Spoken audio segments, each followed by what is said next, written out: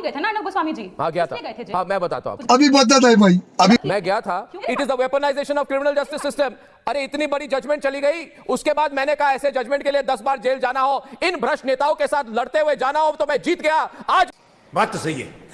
Phone line खोल दूं तो आप जैसे नेताओं को पता चल जाएगा कि कितने लोग अर्नब गोस्वामी के साथ हैं और कितने आप जैसे भ्रष्ट नेताओं के साथ हैं।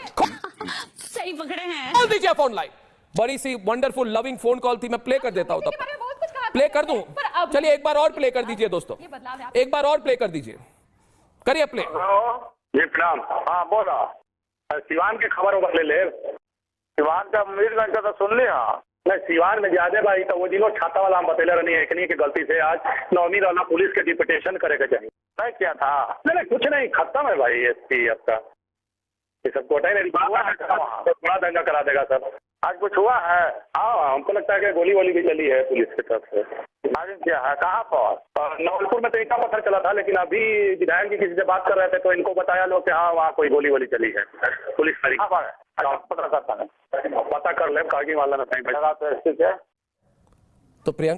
तो प्रियंका जी एक माफिया डॉन पाकिस्तानी नहीं, माफिया डॉन कहता है शहाबुद्दीन बहुत माफिया डॉन कहता है एसपी को हटा दीजिए। माफिया डॉन शहाबुद्दीन कहता है। बोल रही है, फिर से पाकिस्तानी बोल रही है। वो छोड़ दीजिए। ये देखिए, ये इनकी हैसियत और ये इनकी असलियत, ये है बोलता है पूरा। अरे नमस्कार दोस्तों, welcome to my YouTube channel. तो आज के डिबेट में दोस्तों हम लोग को एक तरफ देखने को मिल जाएंगे अर्नब गोस्वामी और बीजेपी के प्रवक्ता शहजाद पूनेवाला, वहीं दूसरी ओर दोस्तों हम लोग को देखने को मिल जाएंगे आरजेडी की प्रवक्ता प्रियंका भारती। तो देखिए दोस्तों किस तरह आज के डिबेट में प्रियंका भारती काफ़ी उटपटांग बातें कर रहे थे, जिसपे दोस्तों अर्नब गोस्वामी को काफ़ी ज़्यादा गुस्सा आ जाता है और वो बहुत ही ज़बरदस्त तरीके से धुलाई कर देते हैं। इसके बाद दोस्तों प्रियंका भारती शहजाद पूनेवाला को पाकिस्तानी कह के बुलाती है। इसके बाद दोस्तों शहजाद पूनेवाला भी बहुत ही ज़ोरदार तरीके से धुलाई कर देते हैं। तो ये डिबेट दोस्तों काफ़ी ज़्यादा ज़ोरदार होने वाला है। तो आपसे अनुरोध है दोस्तों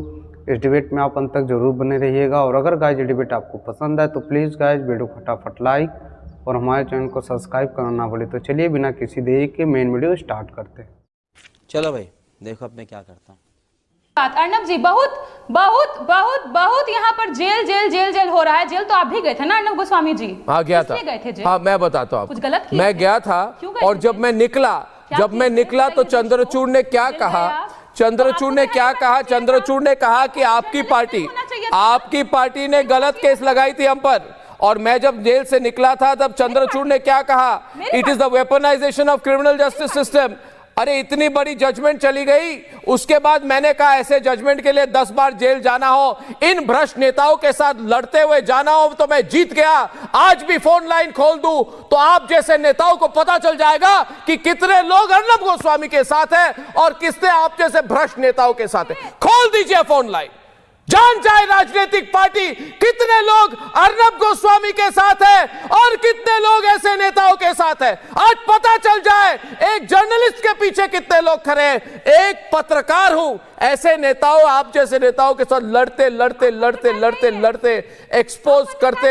शहाबुद्दीन और लालू को एक्सपोज करने वाला भी एकमात्र अर्नब गोस्वामी था और अर्नब गोस्वामी है। आज भी लालू जी को पूछिए कि किस पत्रकार से डरते हैं, तो नाम होगा अर्नब गोस्वामी, क्योंकि हमने स्टिंग ऑपरेशन करवा दी थी। अरे बहुत नेता गए, किसी नेता की परवाह नहीं करते हैं। आज फोन लाइन खोल दीजिए।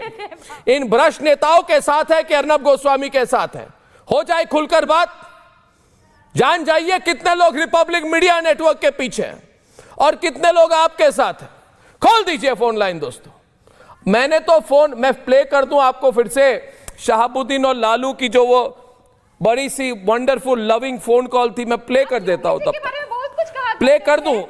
चलिए एक बार और प्ले कर दीजिए दोस्तों, एक बार और प्ले कर दीजिए, करिए प्ले। जी प्रणाम। हाँ बोला, सिवान के खबर उबर ले ले। सिवान का मीरगंज का तो सुन लिया। नहीं सिवान में ज्यादा भाई तो वो दिनों छाता वाला हम बतेले रहनी है कि गलती से आज नौमी वाला पुलिस के डिप्यूटेशन करे के चाहिए। नहीं क्या था? नहीं कुछ नहीं, खत्म है भाई एसपी आपका।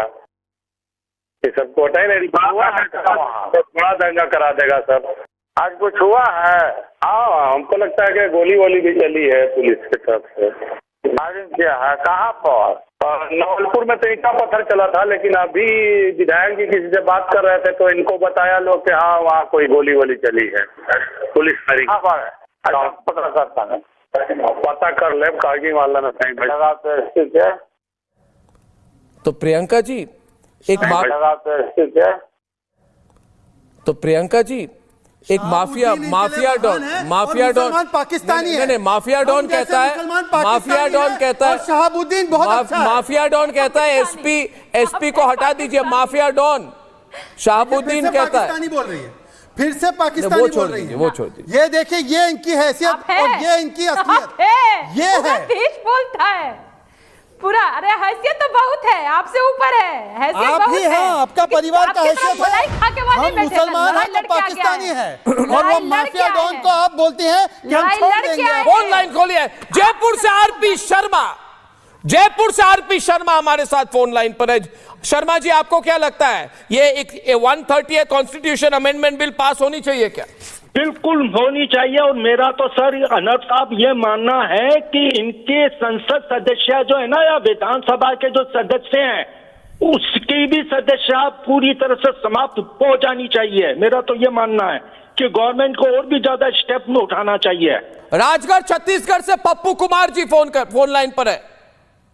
जी सर, क्या कहना है आपको पप्पू जी? मेरा कहना है सर कि भ्रष्टाचारियों को सर जेल होना चाहिए सर, और उनकी सदस्यता जानी चाहिए सर। देखिए, आम आदमी ये फोन लाइन खोल रहे हैं, सब लाइव कॉल्स है। राजेश गुप्ता जी, पब्लिक परसेप्शन के साथ आप थे तो आपने भ्रष्टाचार के खिलाफ मुहिम शुरू करवाई, फिर राजनीतिक पार्टी शुरू कराई। आप आज एंटी पब्लिक क्यों बन गए? इस पर पब्लिक बोल रही ना, आप जवाब दीजिए इनको। राजेश जी। अर्नब भाई, परसेप्शन बनाना तो आपके हाथ पे है। अब जब आप हमारे साथ होंगे तो लोग वही सुनेंगे। अब आप बता रहे कि भ्रष्टाचारी आपने मान लिया, अभी तो कोर्ट ने तो कुछ कहा नहीं। मैं कह रहा हूं ट्रायल तो चालू हुआ नहीं, अब आपने भ्रष्टाचारी कह दिया, भोले भाले लोगों ने फोन भी कर दिया कि हाँ भ्रष्टाचारी होंगे। लेकिन मैं आपसे पूछ रहा हूँ, सुप्रीम कोर्ट ने कहा कि ईडी के डायरेक्टर को बार बार एक्सटेंशन क्यों दे रहे हो? कहा ना, सीबीआई के डायरेक्टर को एक्सटेंशन क्यों देते हो, एसबीआई के डायरेक्टर को एक्सटेंशन क्यों देते हो? तो जो भ्रष्टाचारियों को बढ़ावा दे रही है जो सरकार, उसके लिए अगर आप पूछोगे ये सवाल आप पूछ लो पूछता है भारत में, तो लोग अभी कहेंगे कि हाँ भाई मोदी जी ने भ्रष्टाचार। तो सवाल आप परसेप्शन तो आप बनाएंगे सर। अर्नब जी सुनिए, मैं बिल्कुल आपके साथ हूँ। एक मिनट शहजाद एक मिनट। अर्नब जी, आपने जो बात कही मैं पूरी तरह आपके साथ हूँ। जब आपने कहा कि सुनिए, आपने कहा कि बेवजह आपको गिरफ्तार करा गया, हम भी तो यही कहे हैं, आपको जब बेवजह गिरफ्तार कर सकते हैं तो किसी मुख्यमंत्री को नहीं कर सकते हैं ना सर।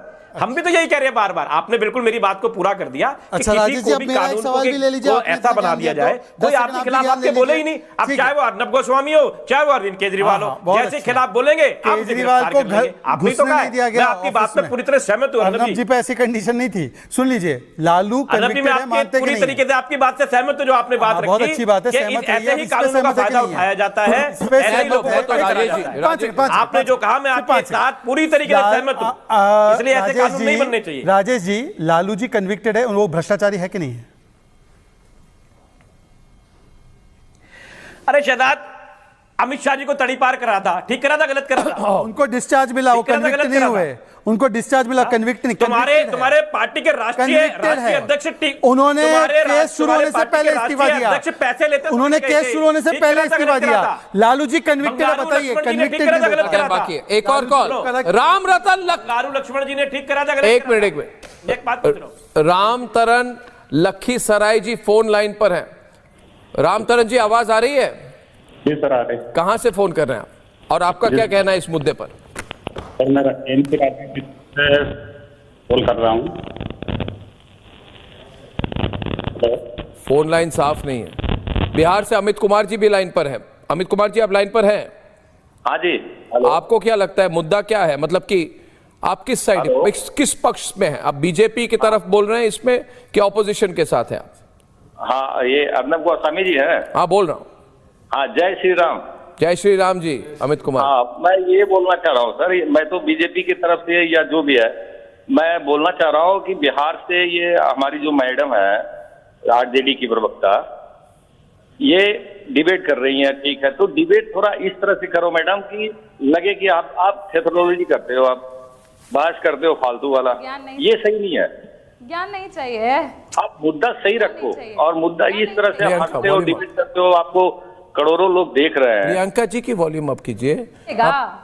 तो इस मर्द तरह से आप बपौती हंसते रखता हो। है कि महिला को ज्ञान देगा। आपसे ज्यादा पढ़ी लिखी समझदार हूँ, ये तो मैं श्योर हूँ, ये तो मैं श्योर हूँ, क्योंकि मैं जय भीम, जय बिरसा, जय मंडल का नारा लगाती हूँ। मैं श्योर हूँ कि मैं आपसे ज्यादा समझदार हूँ। तो बपौती नहीं है किसी मर्द का किसी महिला को ये अम्बेडकर जी बताने को का कि आप पैरों तले बढ़िया रखा था डिबेट नहीं लालू जी करती ने। हैं, आप अच्छा डिबेट नहीं अम्बेडकर करती जी हैं, की good to hear तस्वीर that। पैरों तले रखी थी। अमित कुमार जी को अम्बेडकर जी की तस्वीर पैरों तले रखी थी। एक मिनट, एक अमित कुमार जी को अम्बेडकर जी ने अमित परिवारवाद कुमार जी सिखाया दर्शक क्या? को बोलने दो। अमित कुमार जी आप कुछ कहना चाहेंगे? आप देखिए प्रियंका जी कोई दर्शक आपके साथ सहमत नहीं है तो उसका इस तरह से लड़ने की क्या जरूरत है? आप सुन लीजिए ना, आप सुन। अमित कुमार जी कुछ कह रहे हैं आपको, आप कह रहे हैं वो पढ़े लिखे नहीं, आपको कैसे पता आप पढ़े लिखे नहीं? अगर जय श्री राम इन्होंने कहा तो आपको गुस्सा आ गया। आप बताइए मुझे, बिहार से कोई जय श्री राम कहे तो आपको गुस्सा क्यों आता है? बिहार में कोई हिंदू जय श्री राम कहे, अगर हिंदू जय श्री राम नहीं कहेगा तो कौन कहेगा? समझ नहीं आ रहा है क्या आपको? आप हिंदू नहीं कहेगा तो क्या मुसलमान कहेगा जय श्री राम? अगर किसी ने जय श्री राम कह दिया तो आपको गुस्सा क्यों आ रहा है? कि वो महिला को बताएगा। नहीं, उन्होंने जय श्री राम कहा इसलिए आपको इरिटेट हो गए ना आप? सत्तात्मक है, आप इरिटेट हो गए क्योंकि उन्होंने जय श्री राम कहा। थेट्रोलॉजी करती है जो आपके लिए था। नहीं, मगर जय श्री राम कहा तो गलत क्या कहा? ठीक है ना, हिंदू है तो कह दिया। सत्यप्रकाश जी ना, बिल्कुल नहीं। हमारे यहाँ सिया राम बोला जाता है, जय सिया राम। जय श्री राम भी भाई इतने क्या? मुझे 30 सेकंड दे दीजिए। हमारे यहाँ सत्यप्रकाश जी और प्रियंका जी। अर्नब जी 30 सेकंड दे दीजिए जी। मैं अपनी बात वहां से शुरू करना चाहता हूं अर्नब जी, जहां पे किसी अर्नब जी आपको आवाज जा रही मेरी? जी अर्नब जी देखिए, जहां पर किसी व्यक्ति को, जो भारत के नागरिक को अगर कोई पाकिस्तानी चलता हुआ शो में बता रहा है तो आप उनकी मानसिकता समझ लीजिए कि इस देश के मुसलमानों के प्रति अगर उनके कोई खिलाफ है तो उनकी मानसिकता क्या है। इतना गंदा जबान है ये कि किसी को आप इस देश का नागरिक नहीं मानने को तैयार है। और सुप्रीम कोर्ट में जाके किसके लिए लड़ रहे हैं कि नागरिकों को वोट नहीं मिल रहा, उनका वोट से नाम हटाया जा रहा है। दूसरा पॉइंट, मैं बिल्कुल मानता हूं कि प्रियंका जी बहुत पढ़ी लिखी हैं, लेकिन एक सवाल है प्रियंका जी कि विद्या ददाति विनयम, विद्या विनय देती है और विनयम ददाति पात्रताम, और विनय पात्रता देती है। आप क्यों नहीं, आप शालीन हो तो बहुत अच्छा लगेगा। बहस लोकतंत्र में बिल्कुल जरूरी है। आप बहुत अच्छा बहस करिए अपनी पार्टी की तरफ से, लेकिन प्रियंका भारती जी आपका एक नैतिक जिम्मेदारी है राजनीति में कि जिन लोगों को जेल जाना है इस कानून के मुताबिक, जो देश का पैसा गबन करते हैं, उनके साथ खड़े मत होइए। अभी आपकी बहुत राजनीतिक पारी आगे लंबी चलेगी। दोस्तों मैं अंत में यही कहूंगा कि हमारे संविधानिक और संवैधानिक विश्वास की पुनर्स्थापना होनी बहुत जरूरी है। मुझे लगता है ये जो संशोधन है इससे मंत्रियों का चरित्र और आचरण बिल्कुल साफ और संदेह से परे बनना चाहिए और उसकी उस दिशा में एक बहुत बड़ा कदम है। वीडियो में अंत तक बने रहने के लिए धन्यवाद दोस्तों। अगर दोस्तों डिबेट आपको पसंद है तो प्लीज़ गाइस वीडियो फटाफट लाइक, हमारे चैनल को सब्सक्राइब करना ना भूलें।